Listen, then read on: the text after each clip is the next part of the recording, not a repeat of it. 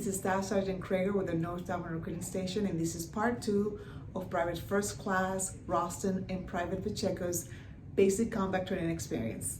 Tell me about, so did you have to be physically fit? Like, do you have to be like in really great physical shape to go to basic training? Definitely not, because I definitely was not at all. But like, they get you ready for, like, before I would struggle just to like run on my own. Now I can go run 5. So. What about you, Private Pacheco? For me, I already came in weightlifting, but my cardio wasn't that good. So running was definitely the biggest improvement that I got. But I've had kids in my platoon that were over 200 pounds, maybe around 250, and they ended up losing a lot of weight, maybe about 20, 30 pounds, and they look a lot better from when they first came in, and they graduate and they take their pictures, and they just look like a lot better. How about yelling? A lot of people are afraid of, I don't want people yelling at me in my face all the time. Mm-hmm. How is that? Do they come to you and start yelling in your face? They definitely do. I never really got targeted as much as other kids did, but I've seen some kids, like, once you become a target, you're kind of like the target for, like, majority of basic. I was never one of those kids. I kind of, like, hid myself, but it's not that bad, honestly. Like, it's kind of scary at first, but after a while, it's kind of, like, not funny, but it's, like, you kind of, like, laugh when your friends gets in trouble. If you get in trouble, your friends will laugh at you. It's, like, not as serious the more it happens. What about you? Yeah, so basically, I've gotten yelled at a couple of times, but when you first go, it's something you're not used to. You know, you're not used to getting yelled at by a stranger, but you get used to it after a while, and you just you realize that this is their job. They're just trying to better you, and like how we talked about before, they just want you to be better as a team. So if you mess up individually, like, everyone will get punished, and you have to work together and just get better at it. But you build a bond with your drill sergeant after a while, even when he did yell at you in the past. Okay. And where do you sleep? Do you sleep outside? No. We have, but not all the time. Okay. So where do you sleep? In the bay. It's like a room. Like, there's like 50 bunk beds. It's like a circle. Are there female and males in the same bay? No, it's separated. No.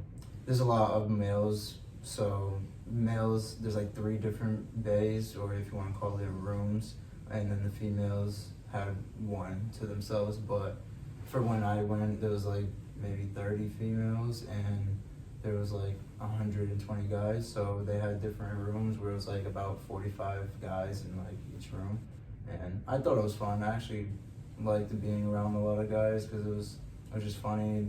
We would mess around and stuff. So my baby had I think 60. We had a lot of girls. Probably like 60.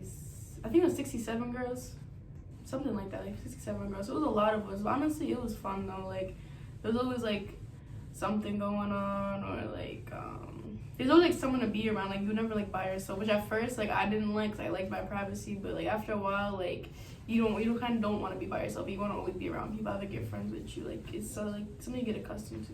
What about mail? Can you get any letters or anything from your families while you're in basic training? Yes, I believe it was every Friday or every Saturday. Everyone will eat their dinner, and usually they'll bring dinner to the company for us. So all we have to do is just leave our rooms and sit outside and just eat our food, and then while we're eating, or when we finish eating, they will bring out a big bucket of mail and packages, and just call their names out and just give it to everyone. For us, we had it every weekday. They would come and pass out our mail at like dinner chow. So the only day we wouldn't get it was weekends, but every weekday they would give us our mail. We had any or packages, or even like we had our phones on Sunday. If you needed something, you can go on Amazon on your own, order your own stuff. It would come during the weekdays. That was my next question. So that great transition. So they allow you to have your phones on a specific day of the week? Yes, depending on the drill sergeant that you have. Thankfully, my drill sergeant was really nice to us. So in the beginning, during red phase and white phase, I'd say that's about 6 weeks right there. We'll get our phone every weekend, every Sunday for 30 minutes, but towards the blue phase, when we were becoming more of a soldier, he started giving it to us for an hour every Sunday, so I like that. For mine, we only had our phone for 30 minutes, like, the whole time. Like, we never got taken away. Like, sometimes some people get their privileges taken away from the phones, but we never did. But it's different for everybody, because the battery on the side of me, they would sit outside on their phones for, like, 2 hours some Sundays. So it's different for everybody. So it all depends on your drill sergeant, the company you're in, Yeah. and all that good stuff. But at the end of the day, you did get your phone, so you were able to speak with your families, Yes, right? yes. Okay. So you said something about blue phase, red phase, white phase. What is that?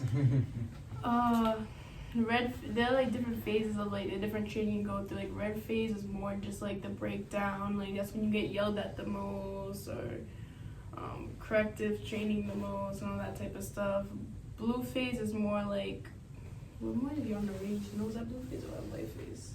Blue phase is on the range, right? White phase is the range, Um, yeah, and then the blue phase is more of like the forge, like the field, and going like getting ready for graduation. Pretty much. So what's the forge? What's the field? I mean, you're talking all this stuff that people don't understand. So what is that? It's the hammer, the anvil, and the forge. They're like different FTX is what's like What is an FTX? field training exercise. Okay. Basically, you have your weapon that you pretty much trained with throughout the whole basic training, and you just act as if you were deployed in a real like kind of a war situation where you have to be able to be on your toes and pull security, as in, you know, defend pretty much the area that you're staying at, where you sleep, and just being around, learning how to do tactical movements of like different formations of how to actually like, you know, kill your enemy pretty much. So when you were in basic training, there were different type of jobs that people chose. Not everybody had the same job that you had, correct? So basically, basic training, it's more of the making of a soldier, right? Right. It's more just like the basic like skills everyone in the army. Like no matter what your job is, you kind of that's like just basic what you need to know. Even if you might not use it as much in like different jobs, like dental might not use it as someone who's infantry, but it's just basic, like you know, it's just like what you need to know. That's what I learned is that what my sergeants or drill sergeants would say would be, you have two jobs. You have the job you chose, but at the end of the day, you're always a soldier. You still have to learn how to defend yourself. So. Okay. Great. Now let's talk about the end, right? So you made it through how many weeks of basic training is it? It's 10 weeks. 10 weeks, right? So you made it through 10 weeks. And finally, you're on the final week. How are you feeling at this point? Like, in the final week, how are you feeling? I felt ready to get out, but honestly, like I was like so sad to like leave my friends. I mean, I had made such good friends in there, and I literally just like wanted to cry when like they left. It was like the most saddest thing. I've never been so sad. I agree. I was the same way. sad. What about you, Pacheco? Yes. Basically, how she said it, I was excited to leave. I was ready for the next step to becoming a soldier and not being called a trainee anymore. That was definitely one of the main reasons. But at the last day, I was getting everyone's number and their Snapchats and stuff, and just contact them, you know, even now till this day. So. When did you see your families? What day is that? Family Day. It's the day before graduation. So what's Family Day? Let's talk about that. Family Day is basically like a day where your families can come pick you up from the base and you get to go out to eat, like basically see your families like the day before graduation, spend some time with them in the city, the base you've been on and stuff. You can kind of like show them around if you want to. It was fun. Yep, same thing for me. Family Day was like the first day to actually leave base. So they gave us our phone, and we were able to get picked up by our family members, go out, do whatever for maybe 8 hours, I say, and and then just come back by a hit time, a curfew maybe for 8 o'clock or something. Okay. So it was nice. You get to spend time with your families and stuff. For the first Okay, time. let's talk about the last day.